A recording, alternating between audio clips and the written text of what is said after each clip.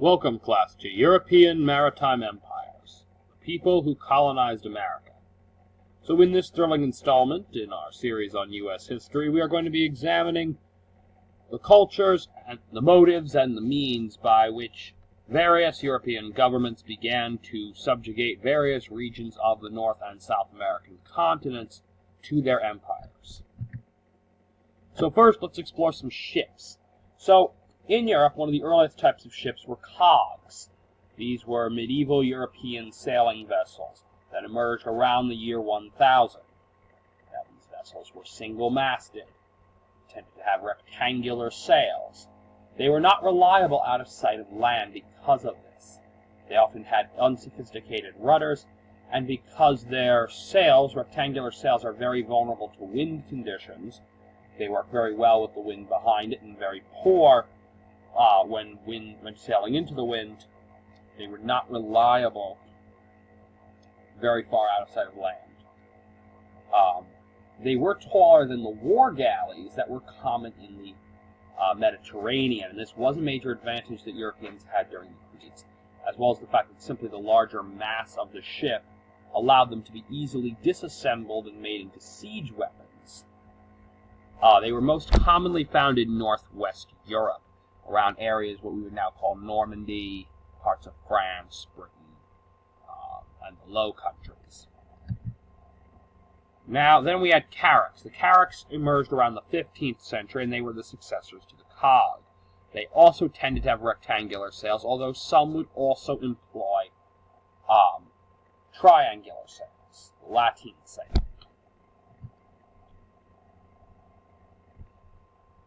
Now, then you arrive at the 15th century caravel. Now, these ships tended to have Latin sails. They were triangular sails. And the triangular sail was originally an innovation common to Arab seafarers.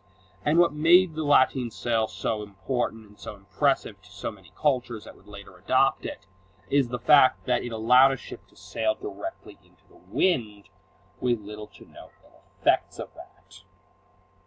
Now, because of this, both Vasco da Gama and Christopher Columbus would end up using the ships with these types of sails.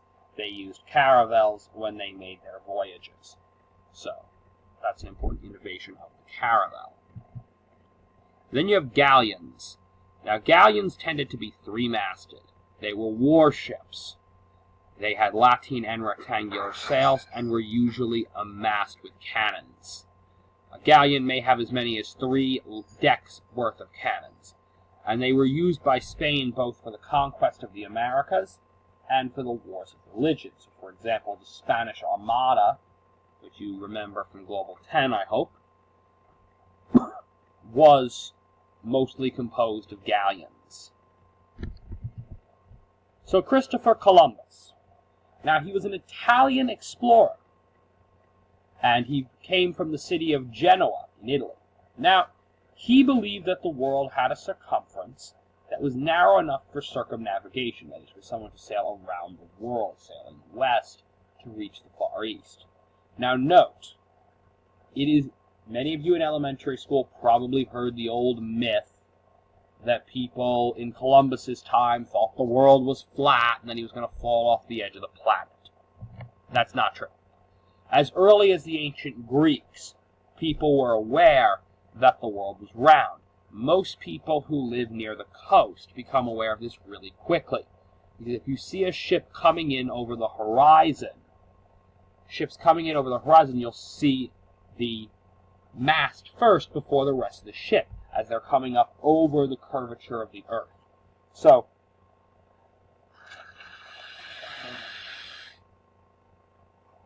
people who are on the coast got pretty wise to the fact that the world was round. However, now just, circumference means perimeter of a sphere. Circumnavigation means navigating around the globe. Now, the problem was the Italians of the era, and most educated people of the era, disagreed with Columbus's estimates. Columbus thought that the Earth was small enough that he would have enough time, that it was narrow enough that a ship of the era could actually make the journey from the coast of Europe to the coast of Asia without needing to stop for supplies, since, as far as Europeans understood, there was nothing in between the two, just open water. Now, in all honesty, it was actually very wise that they disagreed with his calculations, because they were false. But as a result of this, the Italians tended not to want to finance the expedition.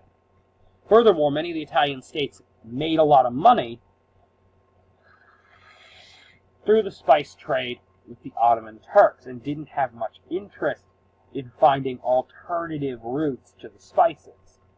So as a result, Columbus went around, and eventually the Spaniards agreed to finance the expedition. According to legend, Queen Isabella of Castile actually sold her royal jewels to finance the expedition. This might not be true, but it's a lovely story. So, more about Columbus. He set sail with 3 caravels, the Nina, the Pinta, and the Santa Maria. Now, he reached the island of San Salvador, what we now call the Caribbean. Now, he believed it was one of the Spice Islands. The Spice Islands are what we would now call Indonesia. Islands like Malacca and things like that. These islands were where many of the spices like cumin and cinnamon and things like that come from.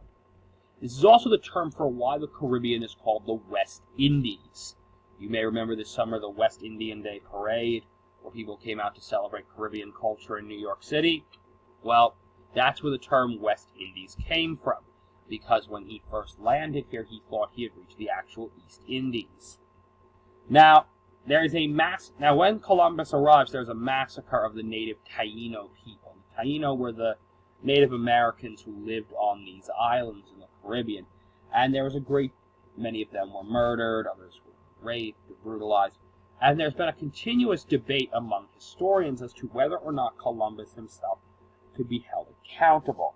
Many say yes, that he ordered such treatment of the natives. Others argue no, that was something that his sailors did without his ordering or without his permission, that many of them were criminal and undisciplined, and that's why they did it. Others argue that regardless of whether he ordered it or didn't order it, he didn't do enough to stop it, and so as the captain of the ship, he's responsible, since his men did it in a condition that was not an outright mutiny. So those are the perspectives on whether or not Columbus was or was not responsible. But the fact remains, the massacre did occur when his men reached that island. So that's to take into account. Now, on to Amerigo Vespucci. So, Columbus comes back to Spain. He brings some captive Taino. He brings maps and evidence of what is found. And he continues to make several voyages to the Indies and to the coast of what we would now call South America, areas like Guyana and stuff like that. And he maps the Indies, what he believes is the East Indies. Now, meanwhile, the Portuguese, who, as you remember, were trading with India and the rest of East Asia, reach the actual East Indies. And when they do, they're bringing back different maps. So now an Italian cartographer, a map maker named Amerigo Vespucci, is sitting down looking at these maps. And he notices that the maps that Columbus and the Spanish are bringing back of the Indies, of the Spice Islands, and the maps that the Portuguese are bringing back of the same location look nothing alike. They're entirely different. There's so many differences, so many discrepancies, that he starts to realize, like, wait, you can pretty much imagine the aha moment. He's sitting there like, this makes no sense. It's as if this Columbus guy went to an entirely different location. Oh my God. He went to a different location. This isn't Asia. This is a whole new landmass that we never knew about. So, naturally, upon realizing this, he does what anyone would do. He immediately names the two continents after himself. That's where the term the Americas comes from Amerigo Vespucci. So the fall of the Aztecs. So not long after this, the Spanish conquistadors make contact with the Aztecs, led by Hernando de Cortez. Now, the Aztecs believed that the Spanish, particularly Cortez, were Quetzalcoatl. So in the Aztec religion, one of their gods was a god named Quetzalcoatl. And Quetzalcoatl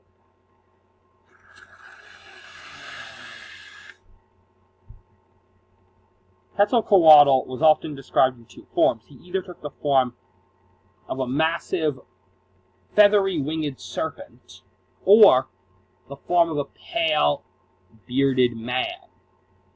And so when these white Spaniards showed up, the Aztecs thought that they were gods, or the messengers of the gods.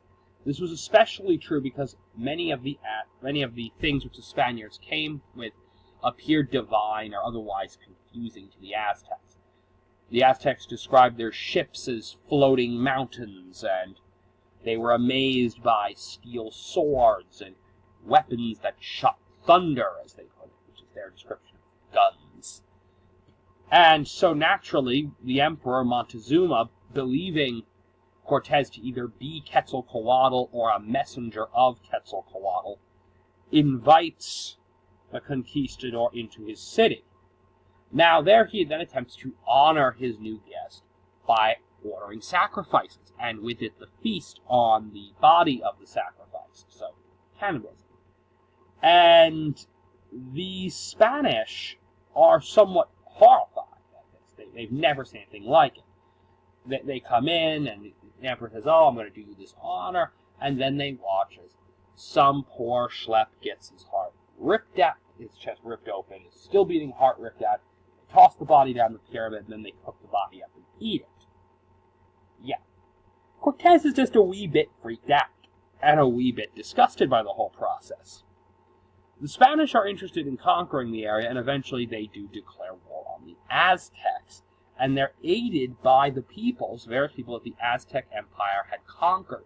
Because the Aztecs had such a habit of using the conquered people as sacrifices, those who had been subject to Aztec rule had grown tired of Aztec reign and were eager to aid the Spanish if it meant a reprieve from the Aztec sacrifices. So, what ultimately led to the Spanish victory? Well, one main issue has to do with the difference of strategy. Who's playing for keeps? So, the Aztecs, the way an Aztec warrior gained honor was he fought to maim. So, if you were an Aztec warrior, your goal was to get into a fight, maim the other guy. You want to beat him up, you want to cut him up, you want to hurt him, but you don't want to kill him. Because you want to take him captive, take him back to the step pyramids, and sacrifice him to the gods. That's how you gained honor and renown as an Aztec warrior. The Spanish had a whole different code when it came to this. The Spanish fought to kill. There was no benefit in taking prisoners. So when the Spaniards fought, they fought to kill, which is good because you can be much more direct if you're fighting to kill than if you're fighting to maim. Now, the Aztec human sacrifices embitter the subject peoples. So many of the natives in that region fought alongside the Spanish rather than alongside their Aztec overlords. An additional weapon was the Spanish brought diseases. So, the Aztecs didn't keep many pack animals or farm animals, and this became a problem for the Aztecs because of the fact that these animals bring disease. So Europeans who had lived with animals, livestock animals, for generations had gradually built up immunities to various diseases. When they come, the Aztecs have never encountered these diseases before, and they are wiped out in the millions. Now, the Spanish also bring advanced technology. They have artillery like cannons, they have muskets, matchlock muskets, they have cavalry, they have horses. Aztecs had never fought horses before, and steel swords. Against this, the Aztecs have an obsidian-bladed machete called a machoto. So this is the end of part 1. We'll begin part 2 shortly.